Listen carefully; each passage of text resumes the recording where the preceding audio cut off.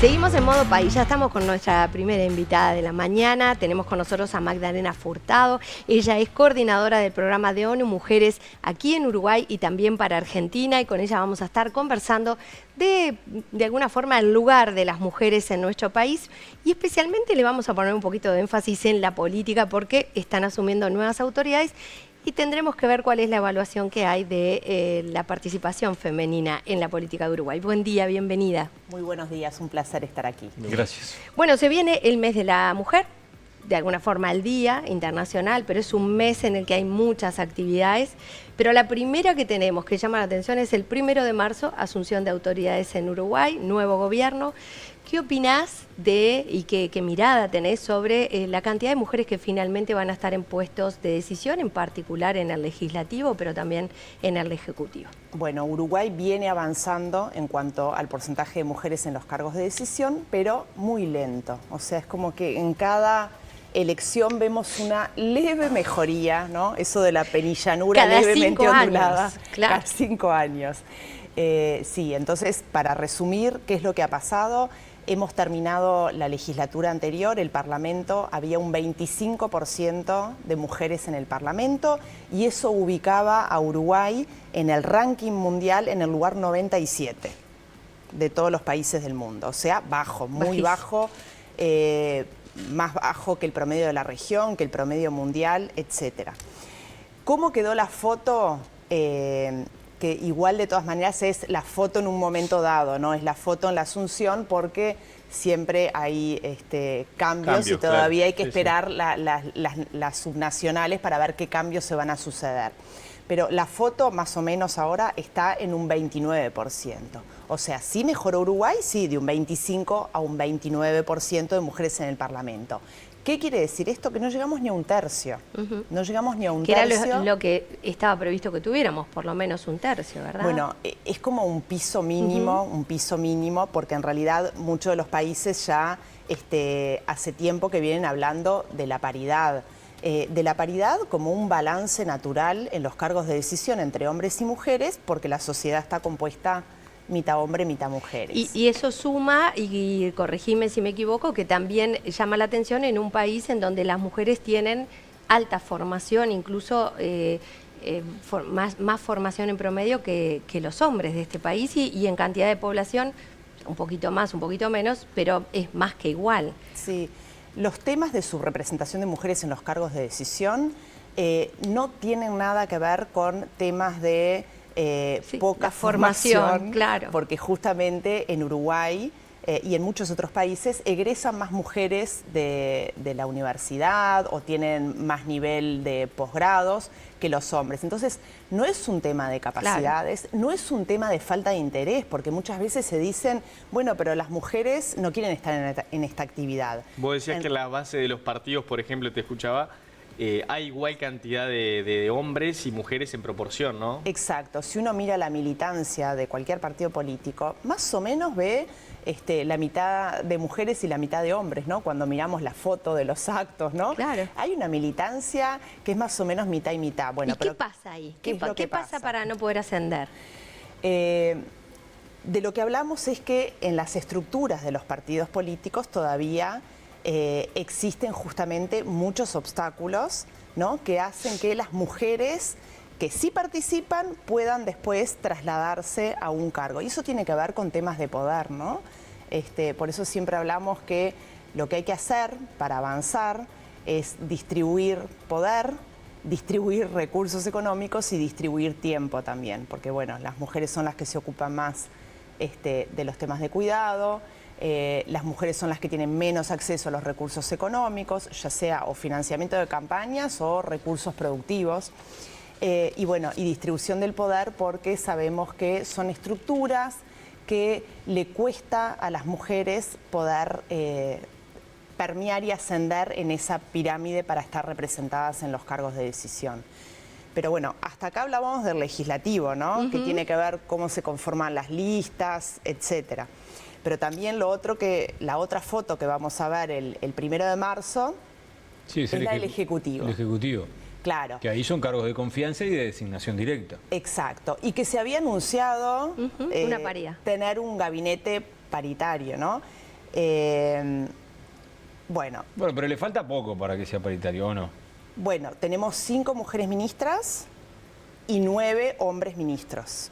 Yo no sé si tampoco. Bueno, sí. Y de hecho tampoco es que en esta administración se estaría teniendo un récord, ¿no? Porque también esa misma cantidad de 5 mujeres ministras se tuvo en la segunda administración de Vázquez. Sí.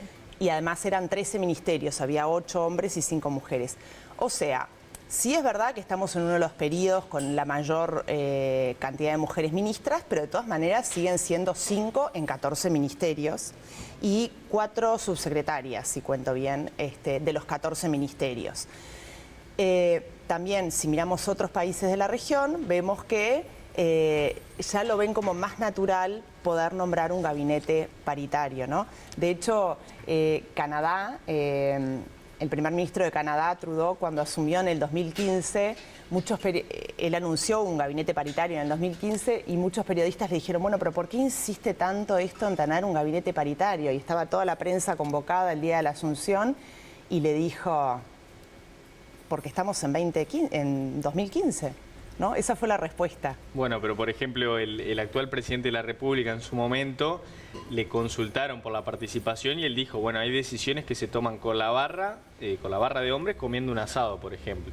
¿Cómo se interpreta ese tipo de declaración? Y bueno, creo que son todo ese tipo de acciones, ¿no? Que están como muy arraigadas culturalmente, que son las que todavía siguen operando las estructuras de los partidos y que, bueno, y que limitan o disminuyen el poder visibilizar a mujeres, aprovechar el potencial de las mujeres y además las mujeres, o sea, lo que queremos simplemente, si hacemos una carrera política, es justamente poder estar en un lugar de decisión para poder tomar decisiones y también ser visibilizada en esos lugares. Ahora, ¿no? también te digo, el presidente electo Yamandu Orsi designa en la Secretaría de Derechos Humanos a una mujer trans. Y es la primera vez que se toma una decisión así. Creo que también es una señal. ¿Cómo lo visualiza? Sí, por supuesto que es una señal. Yo creo que en cada administración de gobierno hay señales. Tú estás nombrando esa, que me parece una señal sumamente contundente. Y además, yo creo que la mayor señal y que es por las mayores expectativas que se tiene en esta administración que empieza el 1 de marzo, es por todos los contenidos que tiene de políticas públicas de género el programa del Frente Amplio, ¿no? Entonces, yo creo que esa es la gran señal, ¿no? Que si realmente... Claro, pero después hay otra discusión, ¿no? De que, por ejemplo, se vote una ley, que se cumpla, que haya fiscalizaciones, porque yo creo que las minorías han adquirido en el último tiempo muchos derechos y algunos no se cumplen. Sí, por supuesto. Bueno, hablemos de la ley de violencia, ¿no? Que claro, todavía se aprobó en el fines del 2017 y todavía no se pudo llegar a implementar en un 100%. Sí, por supuesto, pero creo que la gran expectativa es todo ese bagaje ¿no? de temas que son abordados en el programa del Frente Amplio y que, bueno, ahora lo que tiene que pasarse es de la intención a la acción, ya que están en el gobierno, porque se habla del tema de los cuidados, se habla de fortalecer el Instituto Nacional de las Mujeres, se habla del tema de niñas y adolescentes en las áreas STEM, se habla de la salud sexual y reproductiva, o sea, hay un montón de temas que justamente tienen que ver con diferentes ámbitos, con políticas públicas que pueden lograr ayudar a ir cerrando esas brechas que hay entre hombres y mujeres. ¿Por qué? Porque si tenemos políticas públicas que son neutras, por omisión o de manera explícita, lo más probable es que esas desigualdades que ya existen se sigan amplificando, ¿no? Entonces, creo que la intencionalidad de lo que está escrito debería ahora pasar a la acción en todas esas temáticas para justamente ir cerrando brechas. Hay como una ley del péndulo en estos temas, ¿no? Porque si no vamos, estábamos en un lado del péndulo, si no vamos, forzamos un poquito el péndulo hasta el otro lado, no va a llegar parecería que no podríamos llegar nunca a que haya un verdadero equilibrio. Y cuando pienso en esto, pienso en lo que pasa a nivel social, porque desde la estructura política se pueden querer dar señales, se dan más en lo teórico que en la práctica, está clarísimo después de ver programas, ¿verdad?, en donde en el papel es fácil poner un montón de cosas, pero luego a la hora de implementar, la mirada masculina nos atraviesa, y nos atraviesa hasta sin darnos cuenta, porque desde las propias mujeres muchas veces nos cuesta ver a una mujer en lugares de decisión y termina haciendo que quizás nos tengamos que incluso masculinizar, por decirlo de alguna manera, para poder estar en esos lugares. ¿Qué podemos hacer, además de las señales políticas, que son fundamentales, porque si de ahí no baja, es como que es lo mismo que la nada, pero qué más se puede hacer para lograr ese cambio en la mirada y sobre todo de los hombres, que personalmente lo sigo viendo, ¿verdad? Está como atravesado, naturalizado, casi parte de una gracia, pero que duele mucho porque además hay distintas situaciones que son violentas, aun cuando no sea violencia física, ¿verdad? ¿Qué podemos hacer más allá de estas grandes señales que tiene que haber desde la política? Bueno, yo creo que primero que nada escuchar a la ciudadanía. Nosotros hemos realizado diferentes encuestas de opinión pública sobre qué es lo que quiere la ciudadanía, cómo ve el sistema político, etcétera. Y hemos hecho mediciones con diferentes encuestadoras para ver que hemos cambiado la relación contractual, ¿no? Porque hemos hecho, creo que con todas, con Opción, con Cifra, con Equipos, o sea, hemos rotado a todas las encuestadoras que más conocemos de Uruguay, y sistemáticamente los resultados que dan esas encuestas es que la ciudadanía del Uruguay dice que hay pocas mujeres en el sistema político y le gustaría ver más mujeres en los cargos de decisión del sistema político. Y eso te lo responden aproximadamente 2/3 de la población encuestada con una muestra representativa, 2/3. Entonces, esa es la visión de la ciudadanía, ¿no? Y además, ¿y en otros lugares que no solamente sea la política? Bueno, esa medición la hicimos aquí en Uruguay, pero no tengo presente de alguna encuesta que se haya hecho en otros países, pero creo que llama la atención porque creo que es un porcentaje muy alto, ¿no? Hay como un consenso, diría yo, de la opinión pública de Uruguay, de que sí hay un déficit de mujeres. Además, hablas con cualquier líder de opinión y por lo general te dicen, sí, están subrepresentadas y que le gustaría ver más. Bueno, pero siempre es un tema, ¿no? ¿Cómo lo llevamos a la práctica? Claro, un tema de estructuras, porque ¿qué es lo que pasa?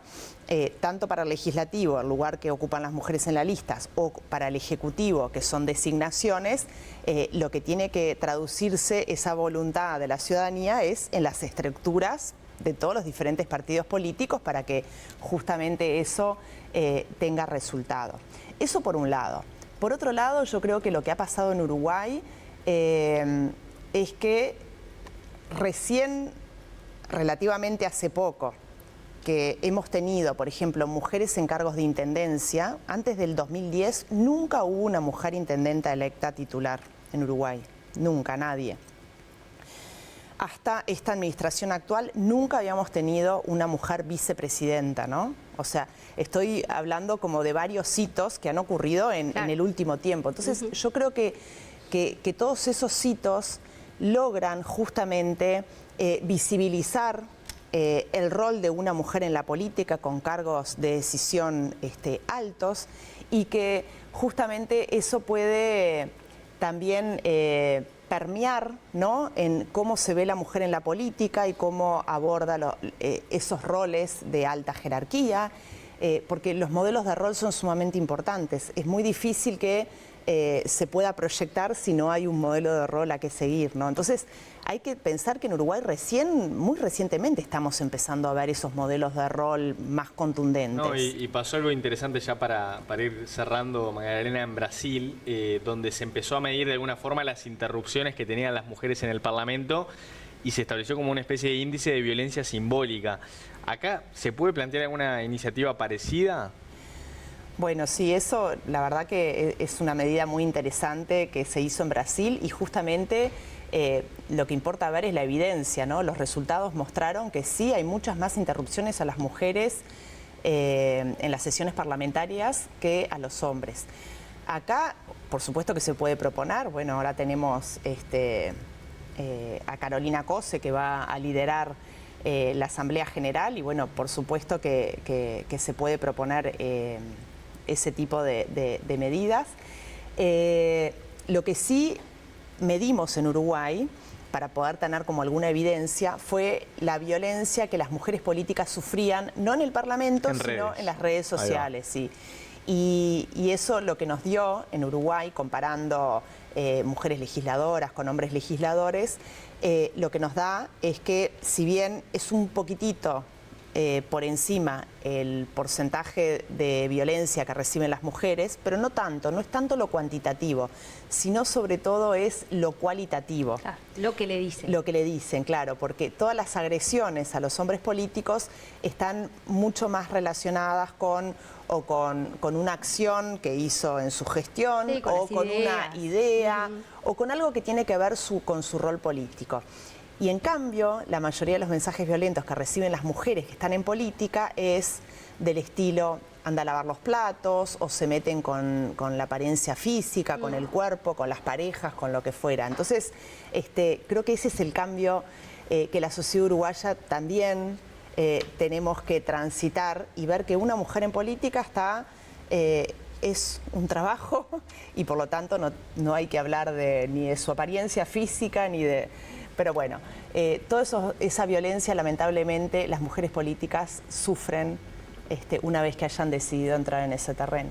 Magdalena Furtado, gracias por la charla, ha sido muy interesante, la seguimos en cualquier momento. Gracias a ustedes.